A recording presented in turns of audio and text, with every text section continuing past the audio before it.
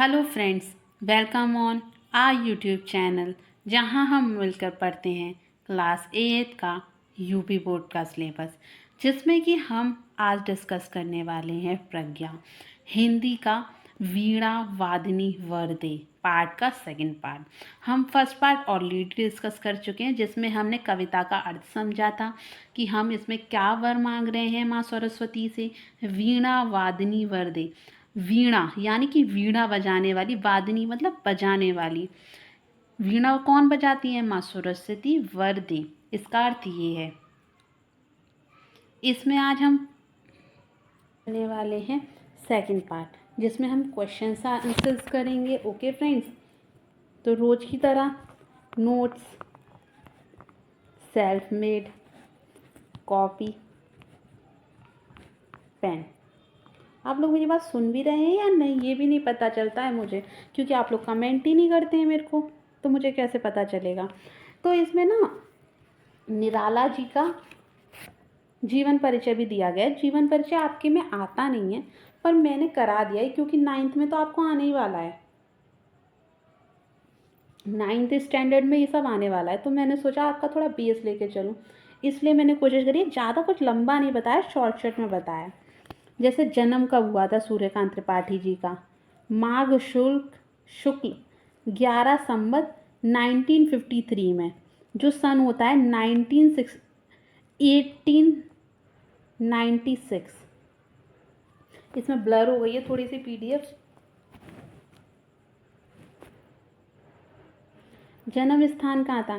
पश्चिम बंगाल के मेदिनीपुर जिले के महिषादल में हुआ था। मृत्यु कब हुई? अक्टूबर सन 1961 में। कहाँ हुई? इलाहाबाद, जिसे आप प्रयागराज कहते हैं। पहले भी प्रयागराज कहते थे, इलाहाबाद भी कहते हैं। माता और पिता, ये माता और पिता ना थोड़ा सा अपोजिट डायरेक्शन में हो गया। पिताजी ये हैं पंडित राम सराय, उत्तर प्रदेश, उन्नाव जिला के रहने वाले थे। माता रुक्मणी, पत्नी का नाम क्या है? मनोहर देवी। निराला जी के बारे में कुछ पढ़ लेते हैं कि क्या क्या करते थे।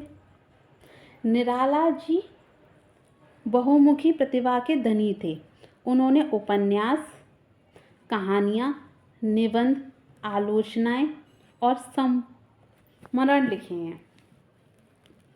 निराला जी ने कौन कौन सी रचनाएं करी है? वैसे तो उनकी बहुत सारी रचनाएं, उनमें से कुछ मैंने लिख दी हैं जो काफ़ी ज़्यादा इम्पॉर्टेंट हैं।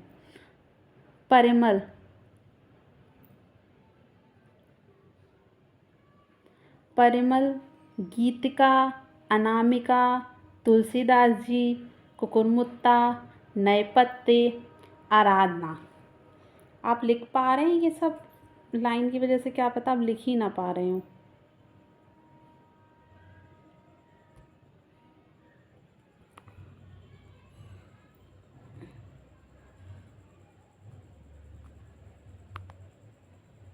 एक सेकेंड, ऐसे चल रहा है, पेज में से हटानी पड़ी। तो अब आप लिख पा रहे होंगे, लिखिए। ओके फ्रेंड्स, लिखते हुए जाना है।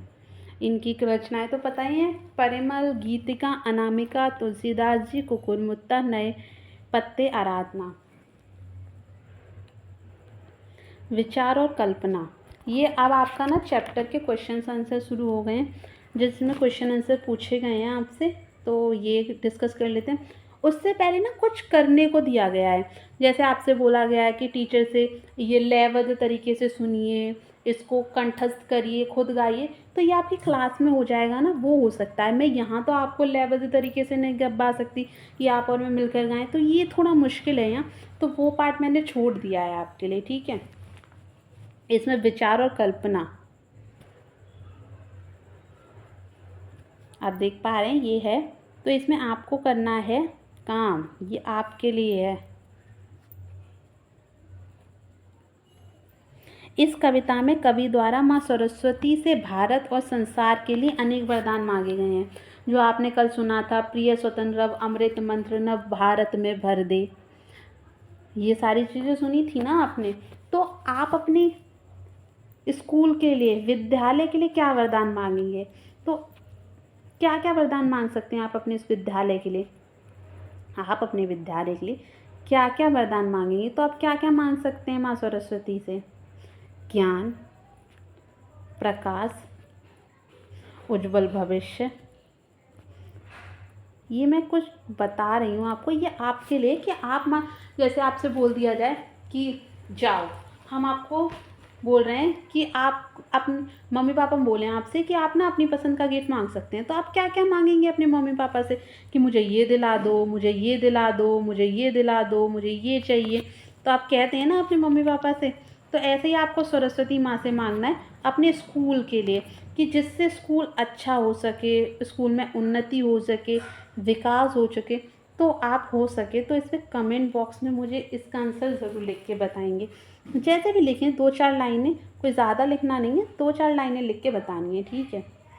मैं तो आपको बता दिया, ज्ञान, प्रकाश, उन्नति, अच्छा भविष्य, अच्छे टीचर्स हों, आप यहाँ पे मिलजुल कर सीखें, नई नई एक्टिविटीज़ करें, जिससे आप पढ़ाई के साथ साथ एक्स्ट्रा करिकुलम में भी अच्छे हो सकें। आप सब मिलकर रहें, मिलकर रहना सीखना बहुत ज़रूरी है आजकल।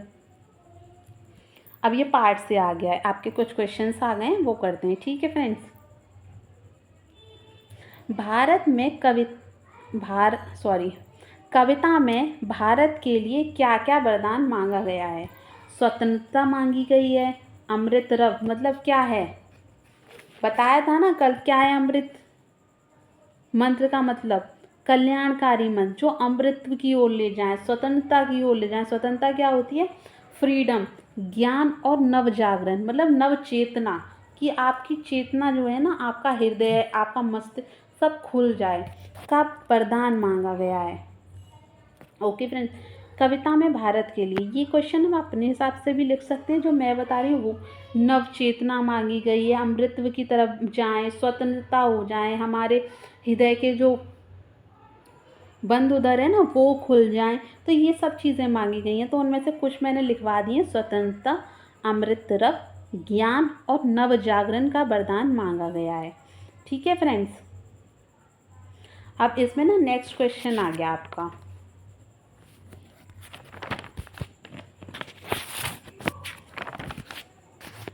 खंड खा, ये पूरा आ जाए।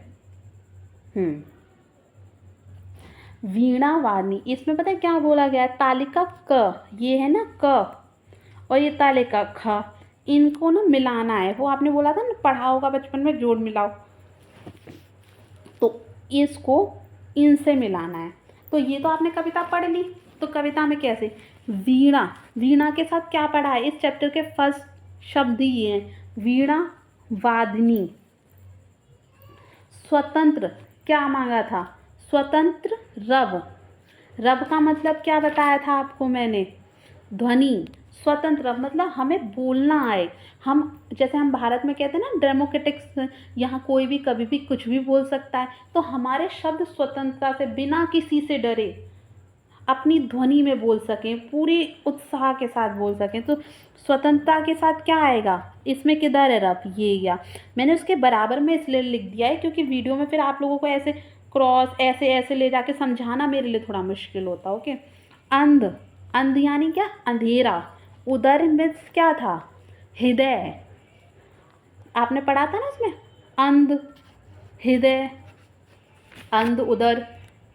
काट अंध उदर के बंद स्तर, इसमें पढ़ा था ना आपने। विहग वृंद, विहग में पक्षी जो आकाश में उड़ते हैं, इसको किससे मिलेगा? वृंद। ताल और छंद, ये हमने पढ़ा था ना, नव गति नव लय, ताल छंद नव। बंधन के स्तर, ये इसी में पढ़ा था अंध उदर वाले में, जिसमें बोला गया था कि जो हमारे बंधन के स्तर हैं उनको काट दीजिए, उन्हें तोड़ दीजिए। अमृत मंत्र यानी अमृतत्व की ओर आपके जो मंत्र हो वो कल्याणकारी हो। जलद मंद्र रव, मंद्र रव का क्या था? गंभीर ध्वनि। तो फ्रेंड्स ये वाले क्वेश्चंस आपको आई होप समझ में आ गया होगा और मैं समझाने में सफल रही हूँ। ये तो आप मुझे अब कमेंट बॉक्स में बता पाएंगे कि मैं सफल हो भी पाई हूँ या नहीं हो पाई हूँ। Okay friends. आए पंक्तियों के भाव स्पष्ट कीजिए। इसमें आपको पंक्तियाँ जो हमने जो पूरी वो कविता पढ़ी है उसमें कुछ कुछ पंक्तियाँ ले ली गई हैं, 2-3, उनके आपको अर्थ समझाने हैं। अगर आपने कविता अच्छे से पढ़ी थी मेरे साथ तो आई होप आप समझा पाएंगे। काठ अंध, काट मतलब काटो, क्या काटना है, ऐसा ना हो कि समझ में ही नहीं आ रहा आपको। काट अंध यानी अंधेरा, उदर में हृदय, इसमें छोटा छोटा लिखना थोड़ा सा टफ होता है। के बंधन, स्तर मतलब जो भी बंधन है ना, स्तर है, बंधन स्तर है। वह जननी, जो जननी है। ज्योति में निर्झर, जो झरना है, जो ज्योति में है उसका झरना यानी प्रकाश को बहा दीजिए। तो इसका पूरा अर्थ होगा, हे माँ, मनुष्यता मात्र में हृदय में जो अज्ञान के भिन्न भिन्न स्तर हैं ना, उन्हें काट दें, उन्हें हर प्रकार के अज्ञान से मुक्त कर दें। उनके हृदयों में ज्ञान ज्योतिमय प्रकाश का रूपी झरना बहा दीजिए। निर्झर का मतलब होता है झरना, ज्योतिमय मतलब प्रकाश का। ओके फ्रेंड्स, बहा मतलब बहा दीजिए। ठीक है फ्रेंड्स, आई होप ये वाली पंक्ति का अर्थ आप समझ गए होंगे। मैंने कोशिश तो पूरी यही की है कि आपको एक एक शब्द का मतलब समझा पाऊँ। अब मैं इसमें कितनी सफल हुई ये तो आप मुझे बताएंगे। कलेशु भेद, तम हर प्रकाश भर जगमग कर दे। कलेशु मतलब कलेश, भेदभाव, तम तम मीन्स अंधेरा, हर मतलब हर लो, प्रकाश भर दो, जगमग जग कर दो। हे माँ सरस्वती, हमारे अंदर के कलेश, भेदभाव और जो हमारे अंदर अंधेरा बसा हुआ है ना, उसको नष्ट कर दीजिए, उसको हर दीजिए और हमारे देश को, हमारे हृदय को प्रकाश से जगमग कर दीजिए। ओके फ्रेंड्स, आई होप आप समझ गए होंगे। अब नेक्स्ट वाले पे आते हैं। नवगति नवलय, ताल छंद नव, नवल कंठ नवल जलद मंद रव। नवगति मतलब नई गति प्रदान कीजिए, नवलय प्रदान कीजिए, ताल छंद रव, जो हम नव मीन्स नया, ताल छंद, ताल और छंद प्रकाश कीजिए। नवल कंठ मतलब नया कंठ प्रदान कीजिए। नव जलद मंद रव, मंद रव यानी गंभीर ध्वनि, रव मंद अलग है, गंभीर और रव है ध्वनि। हे माँ सरस्वती, आकाश के समान नया समाज सर्वत्र फैला हुआ है। नए नए कवि रूपी पक्षियों में आप चहचहाते रहते हैं। नवगति हमें नई गति प्रदान कीजिए, नवलय नई लय प्रदान कीजिए, हमें ताल छंद नए ताल छंद प्रदान कीजिए, हमारे कंठ को नव बना दीजिए जिससे हमारे हृदय से गंभीर ध्वनियाँ, हम कविताओं का सृजन कर सकें और इस विहग में परिंदों के समान नई नई कविताओं का उत्पादन कर सकें। ठीक है फ्रेंड्स, एक एक वर्ड का अर्थ समझ में आया होगा। नहीं समझ में आया तो आप मुझे बता सकते हैं, मैं दोबारा बताऊंगी। ओके फ्रेंड्स, अब नेक्स्ट पे आते हैं। भाषा, भाषा की बात।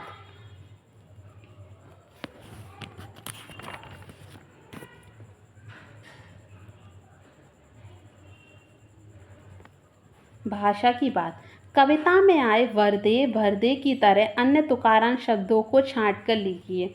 तो उसमें 4 आए थे, मतलब आपको अगर पूरी कविता याद होगी या आप अपने सामने किताब लेके बैठेंगे ना, तो वो लास्ट की जो पंक्ति होती थी, भारत में भर दे, जगमग कर दे, नव स्वर दे, तो जो थे वो मैंने लिख दिए। भर दे, वर दे, भर दे, कर दे, स्वर दे। ओके नेक्स्ट, ज्योति में, ज्योति प्लस में, ज्योति में, निर्झर, निर प्लस झर, ये रा उड़ा है ना, ये अंकी बिंदी, अंकी बिंदी को अगर उससे जोड़ देते हैं, अंकी बिंदी तो नहीं होती है। विसर्ग संधि, इसमें ना विसर्ग संधि का दिया गया। ये जो है ना बिंदी देख रहे हैं आप ऐसे करके लगी हुई, थोड़ा सा बड़ा करती हूँ तो आपको समझ में आएगा। ये जो आप जो बिंदी लगी हुई देख रहे हैं ना, इनको कहते हैं विसर्ग।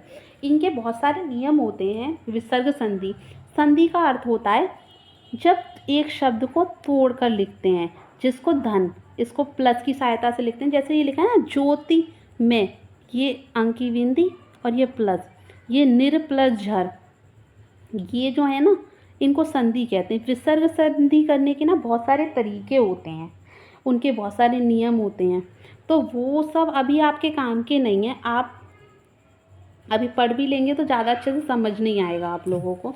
तो मैंने कोशिश की है कि मैं आपको समझा भी पाऊँ और अगर एग्ज़ाम में आए तो आप कर पाएँ। आपके में तो वैसे तो 2-4 ही पूछे गए थे, जैसे आप ये लिखा हुआ देख रहे होंगे। ज्योति, ये विसर्ग प्लस में, ज्योति में हो गया नी प्लस ये विसर्ग झर यानी निर्झर, निर्झर मीन्स बहता। इन शब्दों में विसर्ग का र, मतलब ये विसर्ग है ना, ये रा उड़ गया ना, ये ऊपर रा उड़ा हुआ देख रहे हैं आप, ये विसर्ग संधि है। इसी प्रकार के 2 शब्द लिखिए, उनका संधि विच्छेद कीजिए। पर मैंने कोशिश की आपको 4-6 लिखवाने की। जैसे ज्योति, ये विसर्ग प्लस मैं, ये धन कहते हैं, ज्योति प्लस मैं, ज्योति में। निर, ये विसर्ग प्लस झर, निर्झर। मन, विसर्ग र थ, तो ये विसर्ग है ना, इसको ये औ में मात्रा में चढ़ाया है। तपो भूमि, औ तपो भूमि, ये जो देख पा रहे होंगे आप, ये जो देख पा रहे हैं आप, ये जो है मात्रा। मन प्लस योग, मनोयोग। दु प्लस आशा, दुराशा। नी प्लस पाप, निष्पाप। नी प्लस रोग, निरोग। दु प्लस गति, दुर्गति। ये रा उड़ रहा है ना, नी प्लस धन, निर्धन।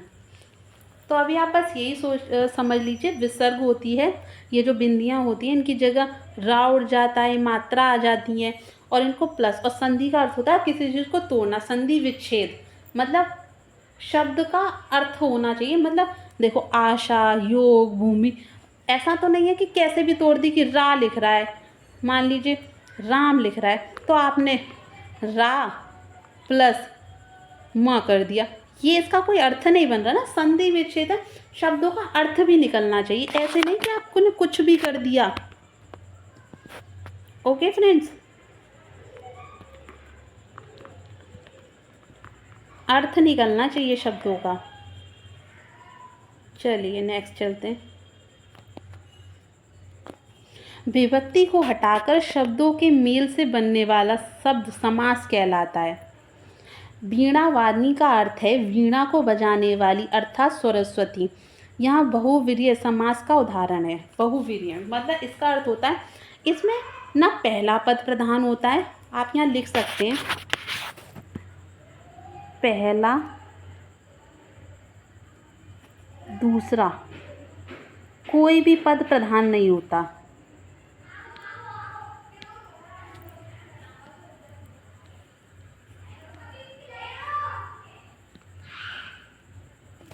नहीं, इसमें ना पहला पद प्रधान होता है ना दूसरा पद प्रधान होता है।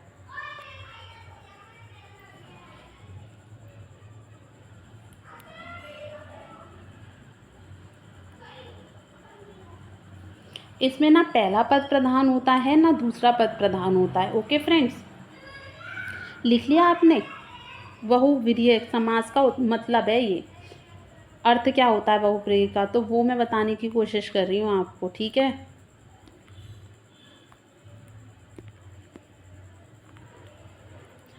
अब इसके कुछ उदाहरण पढ़ लेते हैं। इन्होंने उदाहरण भी पूछे। गजानन, गज प्लस आनन, यहाँ संधि विच्छेद किया है। गज के समान मुख, आनन में मुख। गज क्या होता है? हाथी, तो गज के समान मुख किसका है? श्री गणेश जी का। पीताम्बर, पीत मतलब पीला, अंबर यानी वस्त्र, पीले हैं वस्त्र जिसके, कौन है? विष्णु जी, भगवान।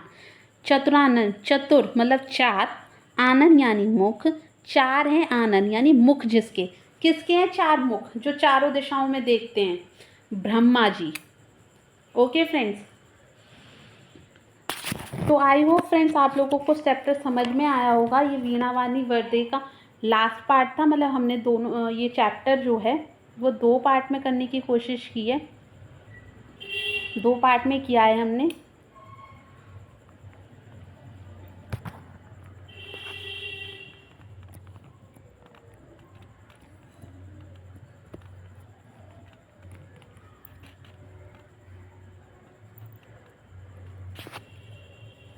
ये वीणा वाणी वाला चैप्टर जो है हमारा, हमने 2 पार्ट में किया है, फर्स्ट प्लस 2। पहले पार्ट में जो किया था हमने, वो कविता का अर्थ समझा था, दूसरे में क्वेश्चन आंसर किए थे।